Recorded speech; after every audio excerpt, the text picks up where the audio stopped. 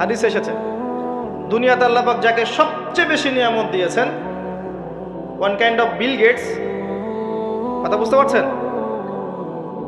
ইমানদার ছিল না, কাফের ছিল, প্রচুর ধন সম্পদ আল্লাহ পাক দিয়েছেন। আল্লাহ পাক তাকে এক মুহূর্তের জন্য জাহান্নামে ঢোকাবেন কিয়ামতের মাঠে, ঢুকিয়ে বের করবেন, বের করে বলবেন দুনিয়াতে সুখে ছিলে, দুনিয়াতে কি সুখে ছিলে তুমি? তখন সেই ব্যক্তি বলবে সুখ কি জিনিস আমি জানি না, সুখ শান্তি কি জিনিস আমি জানি না। এক সেকেন্ডে।